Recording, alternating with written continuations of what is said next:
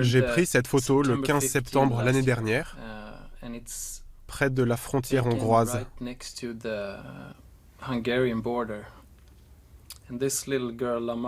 Cette petite fille, Lamar, était en train de dormir avec sa famille dans la forêt, juste à côté de la frontière. La veille, les autorités avaient mis des barbelés sur leur frontière avec la Serbie, donc les gens étaient bloqués côté serbe. Les gens étaient désespérés, ils n'avaient rien à manger, les enfants devaient cueillir des pommes sur les arbres pour avoir quelque chose dans le ventre.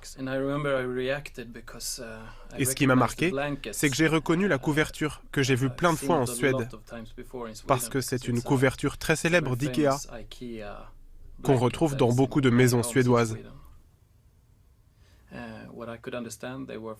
Plus tard, j'ai compris que cette famille venait d'Irak, de Bagdad. Et je me souviens qu'ils avaient très peu de choses. Mais elle, je me rappelle qu'elle avait un petit sac à main avec une princesse et la tour Eiffel dessus. Elle a aussi un t-shirt rose et des petits nœuds roses dans les cheveux, comme toutes les petites filles du monde. Oui, elle est comme toutes les petites filles du monde.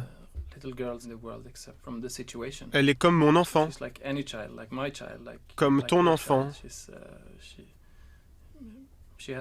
Elle a les mêmes rêves, sauf qu'elle est bloquée dans cette forêt près de la frontière et que c'est effrayant.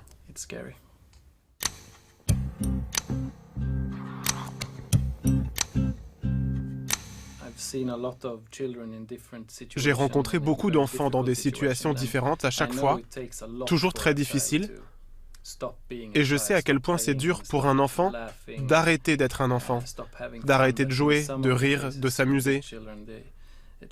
La vie oblige certains de ces enfants à devenir adultes trop vite.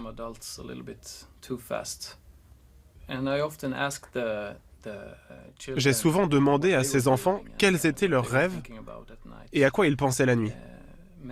En fait, ils sont souvent angoissés. Ils ont peur de la nuit.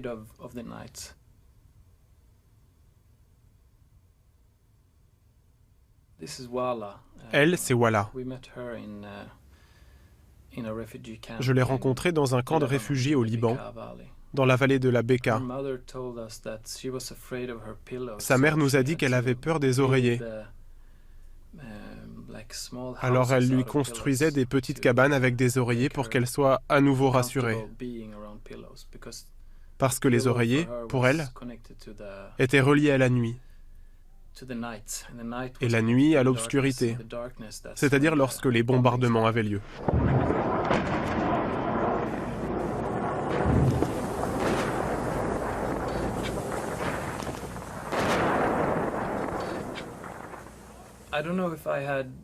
Je ne sais pas si j'aurais pu faire ces photos si je n'étais pas père moi-même. Je veux dire, je connais ce sentiment. C'est un moment très important dans ma vie, le moment où je vais coucher mon fils, presque tous les soirs. Je sais à quel point c'est essentiel pour lui de se sentir rassuré, en sécurité. Qui est cette petite fille? Elle, c'est mon amie, Fatima. C'est votre amie? Oui, c'est mon amie. La première fois que je l'ai rencontrée, c'était dans une petite ville au centre de la Suède qui s'appelle Norrby.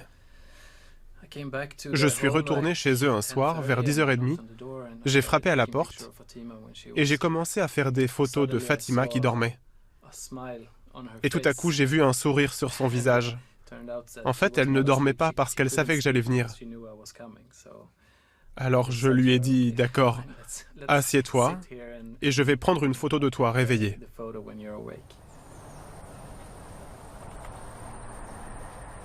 En gång jag hade drömt att jag ramlat från ett skepp. Sen jag har frågat och jag har jätterädd. Sen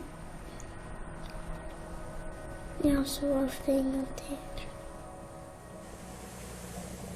När vi åkte på den stora båten. Det har varit ett mamma som har fött en pojke eller en flicka, jag vet inte. Då såg jag att det finns två män som har kastat ut honom ner i havet.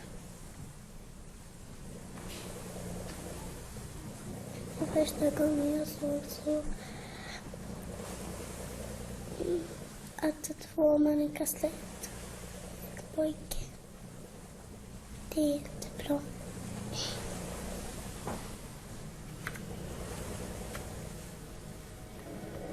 Och jag tycker inte om havet.